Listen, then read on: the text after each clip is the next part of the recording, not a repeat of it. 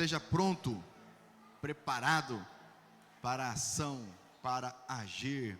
Aleluia. Te convido então, nós vamos ler aqui no capítulo 1 dessa primeira carta do apóstolo Pedro, dos versículos 13 até o 16.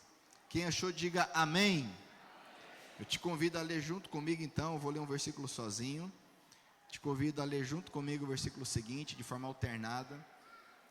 Traga agora toda sua atenção para o que o Senhor tem a ministrar a cada um de nós aqui. Eu creio que o Senhor tem a ministrar algo a cada um de nós aqui nessa noite. Quem crê, diga amém. Amém.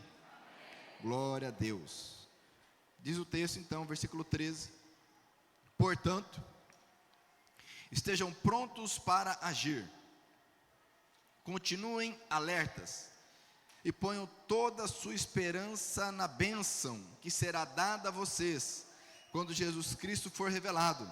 É bem forte? Sejam obedientes a Deus e não deixem que a vida de vocês seja dominada por aqueles desejos que vocês tinham quando ainda eram ignorantes. Pelo contrário, sejam santos em tudo o que fizerem, assim como Deus, que os chamou, é santo. Porque as Escrituras Sagradas dizem: sejam santos, porque eu sou. Amém, aleluia. Oremos mais uma vez. Pai, em nome do Senhor nós oramos, gratos pela Tua presença, pela direção do Teu Espírito Santo, que está agindo em nosso meio, eu creio, e peço que a Tua sabedoria agora direcione cada um de nós, que o discernimento espiritual, ó Pai, alcança cada um de nós agora, que a palavra do Senhor, que é a verdade que liberta, penetre no mais profundo do nosso ser, trazendo a luz, a cura, a verdade, a salvação, ó Deus, que tanto precisamos. Eu repreendo, nós repreendemos em Teu nome toda ação de Satanás contra a manifestação do Teu poder, contra a compreensão da Tua verdade. Nós oramos gratos a Ti, em nome de Jesus. Amém? Amém. Glória a Deus. Pode se sentar então. Prontos para agir é o tema dessa mensagem. Hoje nós vamos dar um intervalo aí do nosso estudo do Evangelho segundo João, que temos lido já há algum tempo. Eu gostaria de compartilhar então alguns pontos importantes, na verdade 4 pontos, acerca dessa necessidade de estarmos preparados. Essa carta do apóstolo Pedro, ela tem um propósito específico, dentre tantos propósitos, um se destaca, que é um encorajamento, fortalecimento da igreja diante das tribulações, diante das circunstâncias adversas, diante da perseguição. E a crise, meu irmão, minha irmã, ela vem. A crise é comum à vida. A crise, ela é desencadeada em nossas vidas por conta da mudança. E as mudanças são inevitáveis. A grande questão é como eu, como você, vamos agir diante da mudança que se apresenta a nós. Algumas delas, inclusive, surgem independentemente de algo que fizemos ou deixamos de fazer. A diferença entre o vencedor e aquele que é derrotado é como ele age diante da crise. Tanto um como o outro se depara com a dificuldade, com o medo, com a angústia, com a ansiedade. Mas aquele que está em Cristo Jesus, o texto diz que vindo a chuva, vindo a onda, vindo a água, é como uma casa edificada sobre a rocha, que não se abala. Amém? Pedro, ele está falando sobre isso nessa carta. Se você voltar um pouquinho aí no versículo 6, por exemplo, diz assim: alegrem-se por isso, se bem que agora é possível que vocês fiquem tristes por algum tempo, por causa dos muitos tipos de provações que vocês estão sofrendo. Então é capaz que você, alguém aqui, esteja passando por dificuldades. Mas isso é normal, é comum à vida. E é comum, é normal a vida cristã. E ele continua no versículo 7: essas provações são para mostrar que a fé que vocês têm é verdadeira. Pergunta para o teu irmão: a sua fé é verdadeira, meu irmão? Ora, se há fé verdadeira, é porque existe fé falsa. E ele diz no versículo 7: essas provações são para mostrar que a fé que vocês têm é verdadeira. Pois até o ouro que pode ser destruído é provado pelo fogo. Da mesma maneira, a fé que vocês têm, que vale muito mais do que o ouro, precisa ser provada para que continue firme. E assim vocês receberão, diga comigo, aprovação. Diga bem forte: aprovação, glória e honra. Aleluia. Quem está comigo aí, diga amém. Não se distraia, não perca o que Deus está ministrando a nós nessa noite. Então diz o texto: e assim vocês receberão aprovação, glória e honra no dia em que Jesus Cristo for revelado. Amém? Então perceba que a aprovação, ela tem por objetivo demonstrar a nossa verdadeira fé. E através da aprovação, as impurezas são removidas, se assim nós permitimos. Então, nesse contexto, agora Pedro, continuando e voltando agora ao nosso texto inicial, depois de discorrer mais um pouco sobre isso, no versículo 13, ele traz aqui uma cláusula conclusiva: portanto, ou seja, por causa disso que ele falou antes, da fé, da aprovação, das perseguições, portanto, estejam prontos. Fala para o teu irmão: esteja pronto, meu irmão. Pronto para agir. Sabe que a prontidão é uma característica da fé em Deus em todo o Evangelho, e mesmo antes do Evangelho ser revelado. É interessante que quando Deus tirou o povo do Egito, da escravidão, entre as instruções estava o seguinte: olha, vocês vão preparar o cordeiro, vocês vão marcar a porta da casa de vocês com sangue, esse é o sinal, para que o devorador não entre, o destruidor não entre na casa de vocês. E vocês vão comer esse cordeiro assado, só que da seguinte forma: vocês vão comer calçados, com um cajado, bordão na mão, e preparados para saírem. E assim eles fizeram, porque quando vier a ordem do Senhor, nós precisamos estar prontos para agir. O que o Senhor ministrou ao coração daqueles homens, daquelas mulheres, é: esteja preparado. E hoje não é diferente. Jesus, por mais de uma vez, ele disse: vigiem, orem, porque ninguém sabe o dia, ninguém sabe a hora em que o Senhor virá. Estejam alertas, estejam vigilantes, não durmam. E ele fala isso mais de uma vez, ministra através de parábolas, por exemplo, sobre as 10 virgens, as nécias que dormiram, as sábias que estavam mais preparadas. Nas epístolas nós vemos esses alertas. E agora Pedro está dizendo: estejam prontos para agir, continuem alertas. É interessante essa expressão, prontos para agir, dependendo, se você pega uma versão um pouco mais clássica das escrituras, que traz uma tradução mais literal, vai estar algo mais ou menos assim: cinjam a mente de vocês. O que é cingir? É amarrar a cintura por um cinto. Agora, como é que alguém cinge a mente? O que ele queria dizer, naquela linguagem daquela época, nessa versão mais literal, é o seguinte: vocês já viram filme, já viram séries, e os homens usavam aquelas roupas largas, né? As túnicas. Então, quando eles iam, por exemplo, fazer alguma tarefa, ou precisavam correr, ou precisavam se preparar para algo, eles amarravam a roupa. Sabe quando a pessoa está de havaiana e precisa correr? O que ela faz? Tira a havaiana, né? E põe na mão, né? Quem já fez isso aí para correr? Aê, então. Está dizendo: cinjam a mente de vocês, ou seja, se preparem para a ação. Traduzido aqui de uma forma mais direta, mais objetiva para nós: esteja pronto para agir, para a ação. O Evangelho é ação. O Evangelho é atitude, porque a fé é atitude. E ele diz: estejam alertas, diga comigo, alerta. ou melhor, ele diz: continuem alertas. Dependendo da versão que você utilizar aí, diga, está escrito assim: continuem sóbrios. Ou seja, o termo significa você estar realmente atento, com autocontrole, clareza mental, e não como alguém que está embriagado, disperso, desatento, que se assusta com qualquer coisa, fala sozinho. Diga comigo: autocontrole. Diga bem forte: autocontrole.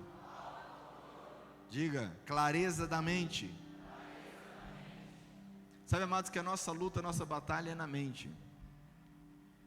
Você tem pecado porque você não tem tido autocontrole. Você tem discutido com o cônjuge porque lhe falta autocontrole. A Bíblia diz lá em Gálatas que o fruto do Espírito é composto, entre outras coisas, pelo domínio próprio. Tua saúde não está boa porque você não tem domínio próprio. Não se cuida. Seus relacionamentos não vão bem porque você não tem domínio próprio. A sua mente está cansada, seu espírito está atribulado porque lhe falta domínio próprio, que é fruto do Espírito. Ele está dizendo: esteja alerta, esteja sóbrio. Por isso que Paulo escreve em outra oportunidade: encham-se do Espírito Santo, e não do vinho, onde há embriaguez, confusão. Como está a sua mente nesses dias? Tem divagado? Tem se atribulado? Tem falado coisas pelas quais você se arrepende depois? Tem estado desanimado, desatento ao que Deus tem falado? Deus tem lançado palavras, tem lançado sementes, tem falado ao teu coração e você não tem conseguido perceber, ou não tem conseguido crer? Portanto, sejam prontos para agir com a mente clara. Estejam alertas. O primeiro ponto, então, para você anotar aí nesta noite é: esteja pronto. Segundo ponto, eu já falei, esteja alerta, sóbrio. Encha-se do Espírito Santo de Deus. Se tem algo que caracteriza uma pessoa cheia do Espírito Santo, é o domínio próprio. Por vezes quiseram pegar Jesus, o provocaram, o insultaram, blasfemaram, mas ele demonstrou o domínio próprio, o autocontrole, por conta que ele possuía o Espírito de Deus em plenitude. Esse deve ser o nosso alvo. Como Estevão, sendo apedrejado, olhou para o alto, viu o Senhor e orou: Pai, Senhor, recebe o meu espírito e perdoa o que eles estão fazendo. Se alguém olha torto para nós, nós já atacamos pedra. Que dirá se alguém nos apedrejar?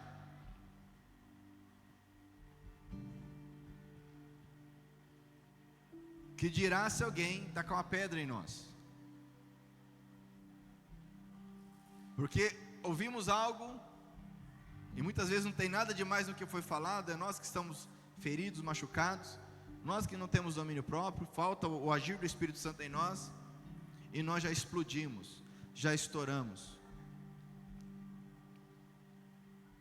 Seu trabalho é local, tem que ser um local de paz. A sua casa tem que ser um local de paz. Amém? A Bíblia nos diz: nada de gritaria entre vocês. Fala para o teu irmão: nada de gritaria, meu irmão.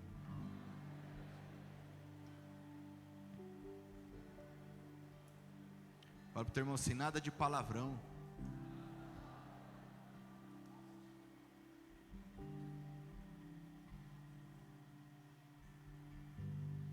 Terceiro ponto,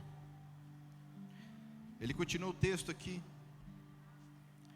continuem alertas e ponham toda a sua esperança na bênção que será dada a vocês quando Jesus Cristo for revelado. Onde está a sua esperança? Muitos não têm domínio próprio porque a esperança está em ser reconhecido por alguém. A esperança, diz o texto, ponha toda, diga comigo, toda. Pedro está dizendo a nós: ponha toda a sua esperança na bênção que será dada a vocês quando Jesus Cristo for revelado. Há pessoas que estão aguardando elogios, estão aguardando o reconhecimento.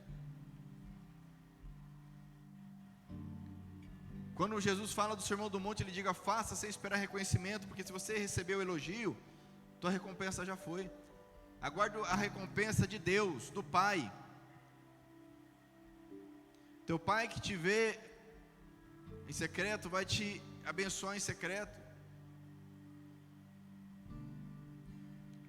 Ponha toda a sua esperança na bênção que Jesus Cristo tem para a sua vida, amém? Não coloque sua esperança em homens, em mulheres, na economia, na política.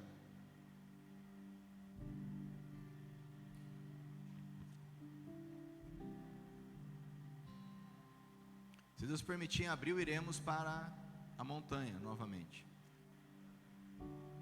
Você vai, pastor Márcio? Se Deus permitir, amém. Se Deus permitir, nós iremos. Mas sabe que é muito comum, o homem volta da montanha, aí se depara com a realidade. Na primeira situação, muitas vezes a mulher, por não ter sabedoria, a Bíblia diz que a mulher sábia edifica sua casa e a louca destrói com as próprias mãos. A mulher fala assim: ué, mas não é legendário? Quem já ouviu isso aí, levante a mão, vamos ver. Até você, Domi.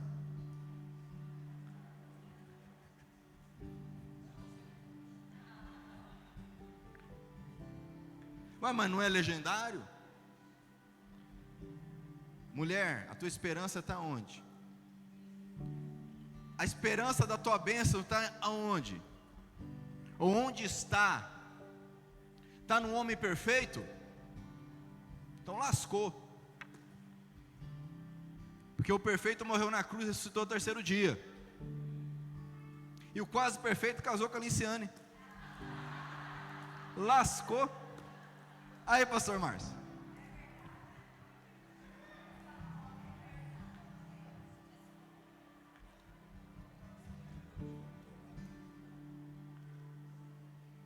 Onde está a sua esperança, meu irmão?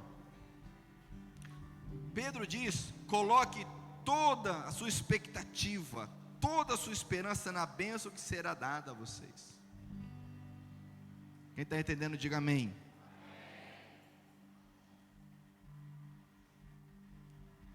Próximo ponto, ele continua no versículo 14: sejam obedientes a Deus, e não deixe que a vida de vocês seja dominada por aqueles desejos que vocês tinham quando ainda eram ignorantes. Aqui está um ponto fundamental no Evangelho: obediência. Diga comigo, obediência. Ou se obedece ou não se obedece. Não tem quase obedecer, obediência. Esse evangelho água com açúcar que rola por aí, ele é caracterizado pela quase obediência. Ou seja, eu faço aquilo que eu concordo. Aquilo que eu não concordo, eu não faço. Eu começo a procurar situações, jurisprudências, eu começo a procurar casos, situações que podem de alguma forma acolher a minha forma de pensar.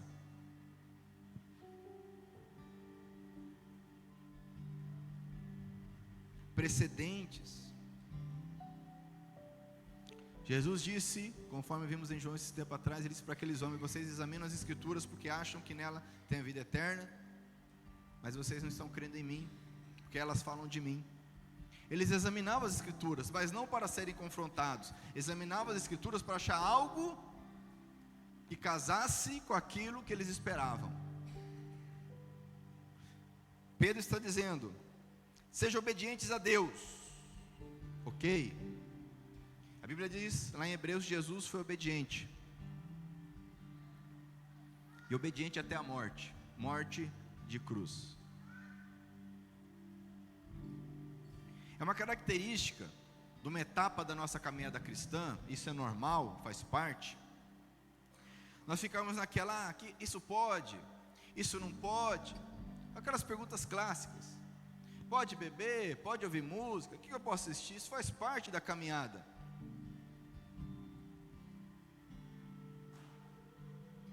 Porém, a partir do momento que eu começo a buscar a Cristo, o Espírito Santo começa a habitar em mim, isso são questões que vão sendo automaticamente respondidas, porque, como cantamos, nada mais satisfaz a minha alma, só Jesus. Se a música secular precisa satisfazer a tua alma, meu irmão, alguma coisa está errada. Se fazer postagem de qualquer forma na internet você precisa disso para satisfazer a tua alma, alguma coisa está errada. Se você precisa beber isto ou aquilo para satisfazer a tua alma, alguma coisa está errada. Acabamos de cantar, só Jesus satisfaz? Satisfaz o quê? Ou nos tornamos mentirosos. E a pessoa passa 1 ano, 2 anos, 3 anos, 5 anos de crente com as mesmas questões, o mesmo mimimi, caindo no mesmo lugar, porque nós caímos, o Senhor nos levanta, amém? Mas caímos em locais, em situações diferentes. Isso é maturidade. Agora ficar caindo na mesma situação, nos mesmos pontos, os mesmos erros, alguma coisa está errada. Jesus vai voltar e nós vamos ficar. Você vai ficar. Pedro está dizendo, estejam prontos para agir, sejam obedientes. E olha o que ele diz aqui, o que tem a ver com a obediência? Não deixem que a vida de vocês seja dominada por aqueles desejos. Diga comigo, desejo. Desejos que vocês tinham quando ainda eram ignorantes. Olha que expressão interessante. Nós éramos ignorantes, amados, nós não sabíamos. E muitas vezes estamos pagando pela consequência de erros quando éramos ignorantes até hoje. Mas agora, conforme a luz do Evangelho vai nos instruindo, esses desejos não podem mais me dominar, não podem mais te dominar, porque senão fatalmente a desobediência, que é uma marca de Satanás, que é uma marca de alguém que não está em Cristo, vai dominar. Jesus disse, se vocês me amarem, guardarão os meus mandamentos. Amar a Cristo não está, presta atenção nisso, amar a Cristo não tem a ver com sentimento, não tem a ver com sentimentalismo, emoção.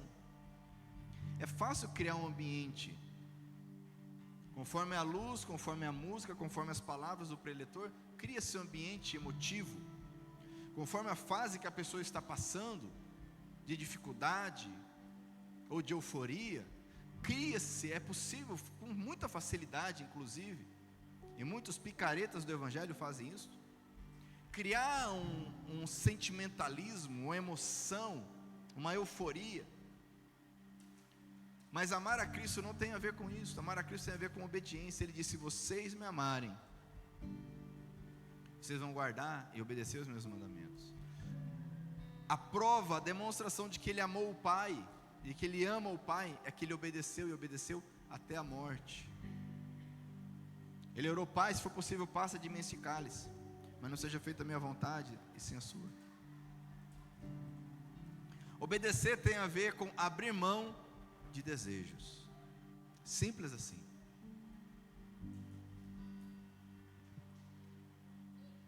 Para estar pronto, para suportar a provação, para vencer, perseverar até o fim, para viver em paz, é preciso obedecer e não mais correr atrás dos desejos que eu tinha quando ainda era ignorante. Pelo contrário, próximo ponto, pelo contrário, sejam santos em tudo o que fizerem, assim como Deus que os chamou é santo. Porque as Escrituras Sagradas dizem, sejam santos porque eu sou santo, amém?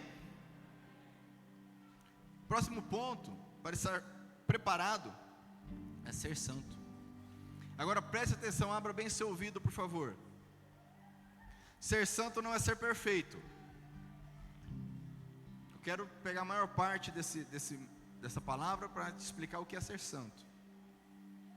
Porque muitos leem isso, seja santo como eu sou santo, a pessoa já desistiu. Porque ela vai dizer assim: ah, mas a carne é fraca, ah, mas ninguém consegue. A Bíblia mesmo fala isso. Ser santo não é ser perfeito, a Bíblia não exige isto, não pede isto. Está escrito, é uma ordem, um mandamento: seja santo porque eu sou santo. Quem está fazendo a leitura diária da Bíblia, fazendo busca diária, está lendo o livro de Levítico. O livro de Levítico, ele nos ensina sobre santidade. Ele pode ser dito como um grande manual sobre santidade. Tanto que esse texto aqui que Pedro está dizendo, está escrito, ele está se referindo ao livro de Levítico. Porque lá aparece pelo menos 3 vezes esse mandamento: sejam santos, porque eu, Senhor, sou santo. E Deus não pede nada impossível para nós, porque o impossível cabe a Ele fazer, amém? Amém? O impossível cabe a Ele fazer, não a nós. O que cabe a nós obedecermos. E o impossível cabe a Ele. Ele é o Deus do impossível, porque para Ele não há impossível, não há difícil, não há dificuldade para o Senhor. Se você vem nessa noite aqui, quem sabe você está precisando de um milagre, buscando paz para o teu espírito, buscando cura, buscando uma resposta, saiba que Deus é Deus de milagres, amém? Deus é Deus do impossível. O que Ele pede para nós não é impossível. O que Ele pede, não, perdão, o que Ele determina a nós. Ele escreve isto, Ele determina isso. E Pedro está dizendo que nós, igreja, para estarmos prontos, precisamos ser santos. Agora entenda, quando Deus começa a ministrar e ensinar o povo de Israel, lá no Êxodo, quando eles saem do Egito, e Deus começa a trazer ordenanças, mandamentos, estatutos, leis, acerca da vida social, acerca da adoração, acerca de quem Deus é, como se comportar diante de Deus. E Deus determina que seja feito um local de adoração, que é o tabernáculo. Tudo isso você que lê a Bíblia conhece e sabe. Você que está começando a ler a Bíblia conhecerá em breve, saberá em breve. Porque não há cristão que não leia a Bíblia. Se você não lê a Bíblia, meu irmão, alguma coisa está muito errada com a tua fé. Porque a única coisa que Deus deixou para nós registrada é a palavra de Deus. É o que Ele deixou. O Espírito Santo habitando e a palavra escrita. Se você não está lendo, alguma coisa está errada.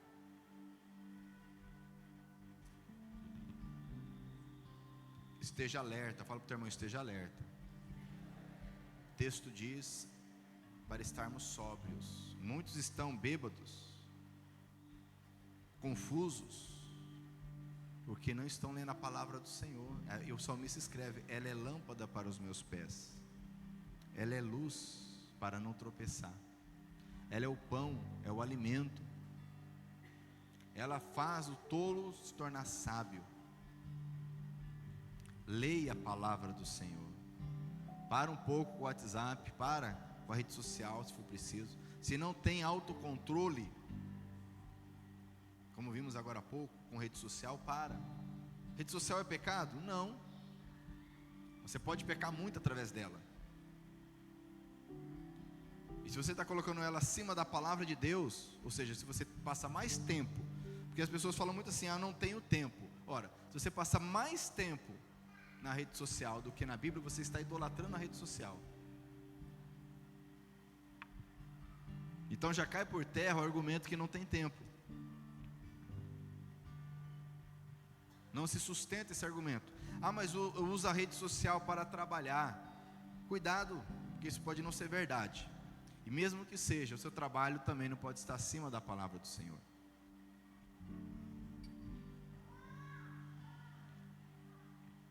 Mas lá no Levítico, então, Deus começa a ensinar sobre santidade. Entenda isso. quero que você entenda alguns conceitos nessa noite. Diga-se comigo: santo, profano, puro e impuro. São 4 conceitos. São muito repetidos na palavra, mas principalmente o Levítico vai nos ensinar sobre isso. A palavra santo, o adjetivo santo, ou substantivo santo, ou verbo santificar, significa separar algo, consagrar algo, ou alguém. Separar algo ou alguém para Deus. Para você ter ideia, 20% das vezes que aparecem essas palavras no Antigo Testamento, de todas as vezes que aparecem no Antigo Testamento, 20% está no livro do Levítico. Santificar, ser santo, santo. Então, por exemplo, para que você entenda, esse copo, ele é comum, que é o segundo conceito que eu quero que você entenda nessa noite. Ou seja, ele é profano, ele é comum, é um copo, ok? Às vezes você ouve a palavra profano, você entende que profano é algo negativo, maligno. Não, tem nada a ver. Profano é algo que não é santo. Profano é algo que é comum. Esse copo, essa caneca é comum, ok? O que é comum então? Algo que não é santo. Mas eu então quero consagrar esse copo, essa caneca ao Senhor. Falar: Senhor, essa caneca aqui, ela vai ser utilizada a partir de agora apenas para o teu serviço, ok? A partir de então, essa caneca, ela se torna santa, ou seja, consagrada, sagrada. Não tem nada de místico nela, não tem nada de sobrenatural nessa caneca. Ela simplesmente está separada para o uso do Senhor. Quando você entregou sua vida ao Senhor Jesus, você homem, você mulher, você era uma pessoa comum, uma mulher comum, um homem comum, profano, comum, ok? Nascemos assim, comum. No dia que você fez uma oração, porque a Bíblia diz: se você crer no teu coração que Jesus é o Senhor, e você confessar com a tua boca, será salvo. No dia que você crê no teu coração e você fez uma oração, abriu sua boca e declarou que Jesus é o teu Senhor, que Jesus é quem determina a sua vida, que você agora se entregou a Ele, você automaticamente passa para uma categoria, você se torna santo. E é difícil você entender isso, por quê? Porque você vem de um contexto, de uma cultura maligna, de idolatria, onde as pessoas se amarram, se prendem, como se algum dia houvesse uma categoria de seres, que mesmo depois de mortos ainda ouvem alguma oração. O morto não ouve oração de ninguém, nem Antônio, nem José, nem Francisco, nem mais ninguém que morreu. Ou que santo é alguém que de alguma forma fez algum sinal, algum milagre, mas não é isso que a Bíblia ensina. A Bíblia diz, por exemplo, você vai pegar a primeira cria do seu gado, lá em Levítico, e você vai consagrar ao Senhor, e aquele bezerro agora é santo. Você vai acender vela para o bezerro? Mas é o que a Bíblia ensina.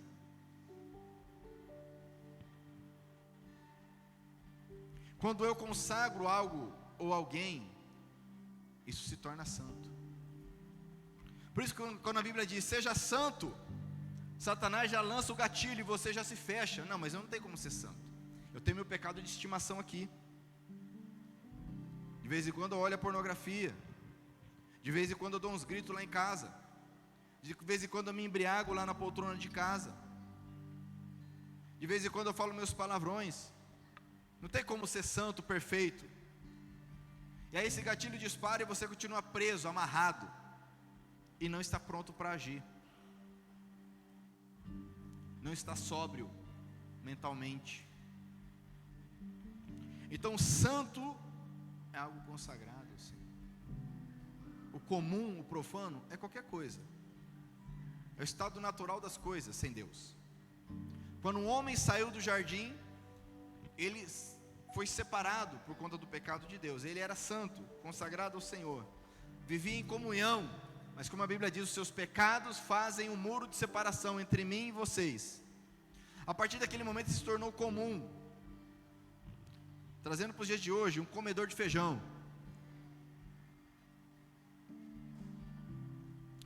Se você ler a Bíblia, você vai ver quantas vezes nas cartas é feita a saudação. Manda um abraço para os santos da igreja de Corinto. Manda um abraço, um ósculo santo para os santos lá da igreja de Roma, para os irmãos lá de Filipe, para os irmãos de Colossos. Aí a nossa mente deturpada, presa, amarrada, saudações aos santos. A gente já imagina um monte de ídolo, né? É as velas acesas. A Bíblia diz lá em Timóteo que há um só mediador entre Deus e os homens. Quem que é? A Bíblia diz, Paulo escreve a Timóteo: Timóteo, há um só mediador entre Deus e os homens, Cristo Jesus, homem, porque Ele é Deus e Ele é homem, Ele é mediador. E abrindo parênteses aqui, é importante que você entenda isso. Pensa comigo. Vamos imaginar que algum grande homem ou mulher de Deus, da Bíblia, vamos pegar Pedro, o próprio Pedro, morreu, está na glória. Ele não pode ouvir nossas orações. Mas vamos supor que ele pudesse, por algum motivo, ouvir nossas orações. Olha que coisa incoerente com o que a Bíblia ensina. Aí eu, devoto, começo a pedir, a orar, a agradecer, enfim, qualquer coisa. Estou conversando com o Pedro aqui. Aí o Juliano está lá no trabalho dele e ele começa a falar com Pedro.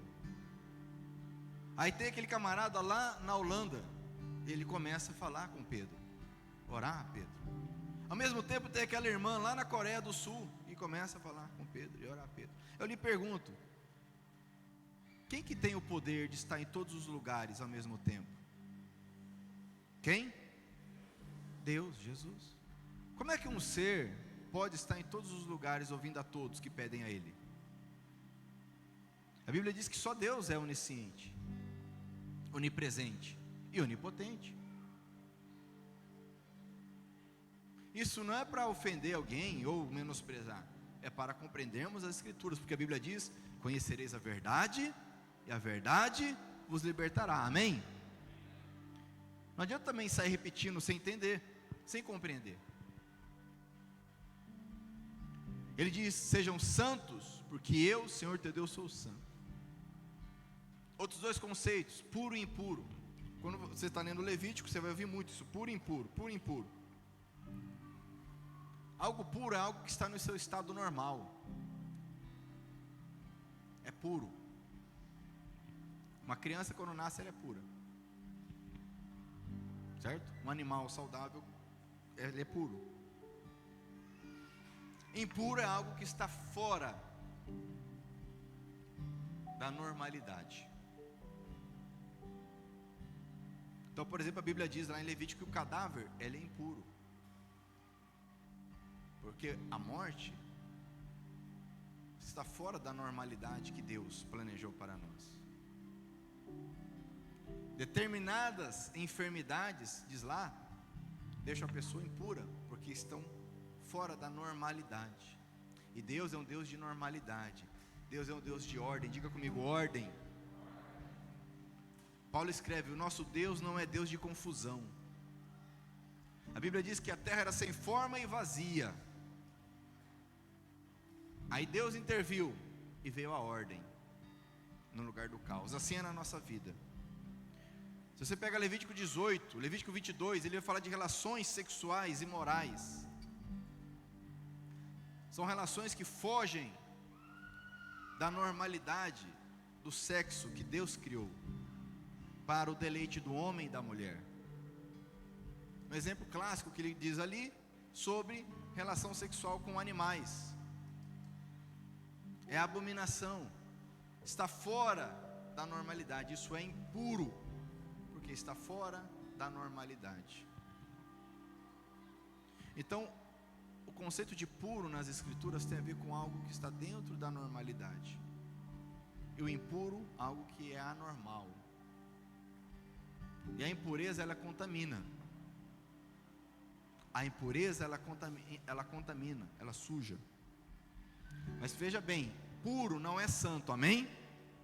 Fala assim comigo, puro não é santo, porque senão você vai ler e não vai entender o texto. Puro é algo normal, não é santo. Para ser santo, o que precisa? Consagrar, amém? A Bíblia não diz sejam puros como eu, Senhor, seu Deus, sou puro. A Bíblia diz sejam santos como eu, Senhor, teu Deus, sou santo. Algo impuro não pode ser santo. E a Bíblia diz que quando o santo e o impuro se chocam, há morte, há juízo. O puro pode ser consagrado e se tornar santo. O santo pode ser profanado e se tornar comum. Agora, quando o santo e o impuro se chocam nas Escrituras, o resultado é juízo, é morte. Não tem outra saída.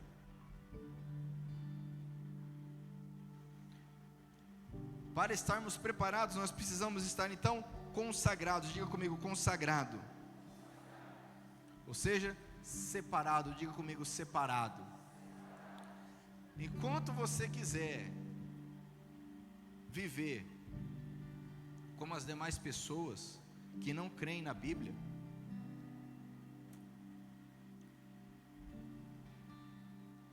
será algo confuso, será algo incoerente, e Deus não é Deus de confusão. Deus não é Deus de mistura. Lá em Levítico, por exemplo, existem alguns mandamentos que você lê hoje e fica confuso, mas ele ensina o povo de algumas formas. Ele diz, por exemplo, para não fazer roupas com tecidos diferentes. Ele ensina a não plantar sementes diferentes juntas, a não cruzar espécies de animais diferentes. O que ele está ensinando? Permaneça naquilo que Deus fez para a tua vida, na normalidade. Não misture, não faça confusão entre o que é santo e o que não é santo. Enquanto você continuar colocando dentro da tua casa aquilo que não é santo, vai dar confusão. Enquanto você continuar permitindo que na tua mente entre aquilo que não é santo, não é consagrado ao Senhor, vai continuar dando confusão. E na hora da luta, na hora da angústia, na hora da necessidade, não estará pronto para agir.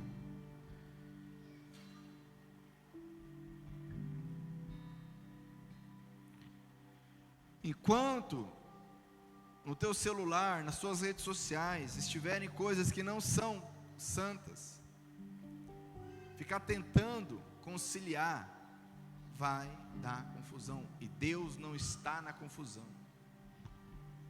Quem está entendendo?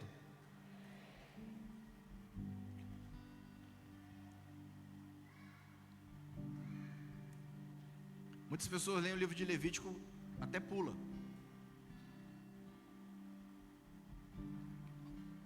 Ore ao Senhor, fala assim, eu quero entender a tua Bíblia. Muitas pessoas falam assim, mas eu leio a Bíblia e não entendo. Aí eu pergunto, você já orou? Falou, Senhor, eu não entendo a Bíblia. Eu leio a Bíblia e não entendo. Deixa eu te falar um negócio, Deus te fez inteligente. Fala para o teu irmão, Deus te fez inteligente. Mas a Bíblia não tem a ver com inteligência. Ao longo dos séculos, homens considerados, mulheres consideradas muito inteligentes, bateram na Bíblia. Mas é igual bater, malhar ferro frio, não adianta. Eles foram, a Bíblia continua. E homens mais capacitados ainda creram na Bíblia, mas não por conta da capacidade humana, da inteligência. Deus te fez inteligente.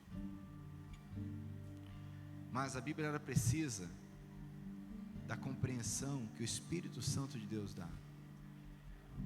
Seja sincero com Deus, fala, Senhor, eu não consigo entender, eu não tenho estudo, mas eu preciso entender a tua Bíblia. Eu que o Senhor deixou para mim. Você acha que Deus não vai te abençoar? Você acha que Deus não vai te ajudar? Você acha que Deus vai te ignorar? Fala, não, o que você quer com a Bíblia? Você acha que Deus vai te ignorar, meu irmão? Agora, quantos de nós tem essa busca? Tem esse desejo, esse respeito, essa adoração pela palavra de Deus? É mais cômodo para mim falar, não, eu não tenho tempo, não, eu não entendo, não, é difícil.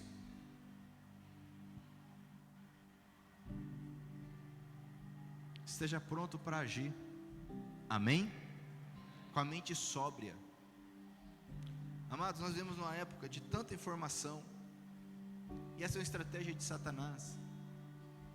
Muita informação gera desinformação. A gente tem informação o dia inteiro. É tanta informação que nos deixa confusos, cansados. E assim nós não conseguimos ouvir a voz do Senhor, não conseguimos atentar para aquilo que Ele está nos ensinando, aquilo que Ele está falando a nós. Eu quero te falar nessa noite, o Senhor está preparando homens e mulheres que vão suportar a provação, que vão vencer a dificuldade, porque ela está para vir. Agora muitos vão naufragar, muitos vão desistir, na verdade como já está acontecendo. Estava conversando com alguém essa semana, ele ficou sabendo que eu era pastor. Eu sou pastor daquela igreja e tal, não sei o que, conversando, contando para ele, mais de 20 anos aqui na cidade, com a igreja, ministrando e tal. E aí ele perguntei, mas você? E você? Ele falou, eu estou parado. Eu falei, você sabia que de 80% a 90% dos cristãos não ficam 10 anos firmes na igreja? De 80% a 90% não fica firme. Ou seja, por essa estatística, somar todo mundo aqui, daqui 10 anos, tem umas 2 filas dessa aqui, o resto vai estar tudo desviado, desistiu, desanimou. Mas Deus não te fez para ser estatística, amém? Fala para o teu irmão, Deus não te fez para ser estatística. Deus te fez para ser diferente. Mas não basta falar, é preciso, como Pedro diz, eu vou ler novamente antes de orarmos. Ele diz aqui, presta atenção comigo, abra sua Bíblia aí, se puder projetar aqui, para quem está sem Bíblia, 1 Pedro, veja bem, capítulo 1, versículo 13, portanto, estejam prontos para agir, amém? Continuem alertas, e ponham toda a sua esperança na bênção que será dada a vocês quando Jesus Cristo for revelado. Sejam obedientes a Deus e não deixem que a vida de vocês seja dominada por aqueles desejos que vocês tinham quando ainda eram ignorantes. Pelo contrário, sejam santos em tudo que fizerem, ou seja, consagra, meu irmão, assim como Deus que os chamou é santo. Porque as escrituras sagradas dizem, sejam santos porque eu sou. Faça tudo. Você vai trabalhar, que seu trabalho seja santo. Consagra ao Senhor. Fala, Senhor, abençoa, eu consagro aqui o meu dia de trabalho hoje. Você está lá mexendo massa, está lá fazendo contabilidade, está lá arrumando o carro, está lá no escritório, está na rua vendendo, sendo santo, consagrando ao Senhor. Esse é o desejo do Senhor para nós. Quando você lê Levítico, você vai perceber detalhes, como vestir, como falar, porque Deus Ele está conosco todos os dias. Você sabia que a Bíblia diz até o seguinte, no acampamento de vocês, é o seguinte, cada um vai ter uma pá. Sabe para quê? Quando fizer a sua necessidade, você vai cavar um buraco e vai tampar. Porque o Senhor, estou no meio de vocês, eu não quero ver sujeira no meio de vocês. Nessas coisas que Deus age, é no dia a dia. Eu não vou perguntar quem foi no banheiro hoje fazer o número 2, mas eu acredito que a maioria que foi. E graças a Deus por isso. Porque tem pessoas que por enfermidade não podem fazer isso, você sabia? Mas até nisso Deus está preocupado com você. Ele quer te ensinar a consagrar todas as coisas. Fala assim, todas as coisas. É todas as coisas. Ele quer uma vida conosco. E vida é o seguinte, quem casa sabe o que é vida, sim ou não? Quem está namorando, quem está noivo não sabe o que é vida. Porque vai sair, como é que é a vida, né? Se arruma, perfume, aquela coisa toda, fala o que, né? Cuida o que vai falar, o que não vai falar. Pelo menos é assim, né? Em tese. Lava o carro, né? Prepara um lugar para levar. Aí depois que casa, tem que continuar assim com esses cuidados. Mas aí tem o que é inevitável. Vai dormir junto, vai acordar junto, vai comer junto, sim ou não? E aí vem o dia a dia. E não tem nada de errado ou ruim nisto. Mas isso sim é vida. Amém? E com Deus não é diferente. Às vezes a pessoa quer um relacionamento com Deus apenas num culto, numa conferência, numa campanha. Mas e no dia a dia? Como é que está lá lavando a roupa? Como é que está lá tomando banho? Como é que está lá trabalhando, cozinhando, comendo? Gente que vai comer esquece que Deus existe.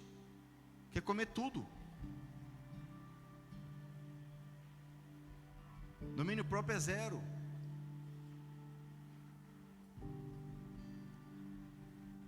Precisamos consagrar nossa vida ao Senhor. Isso é uma palavra para todos nós, amém? Todos nós estamos caminhando dia a dia, de glória em glória. O que nós não podemos é nos acovardar, é nos acomodar, porque a Bíblia diz que o reino dos céus não pertence aos covardes. Isso está lá no Apocalipse. Os covardes não entrarão no reino dos céus. Não se acovarde, seja valente, seja corajoso, seja corajosa, para mudar, para fazer a diferença, para permitir que o Espírito Santo transforme a sua vida, todos os dias, amém? Se coloque em pé se você pode fazê-lo então, vamos orar.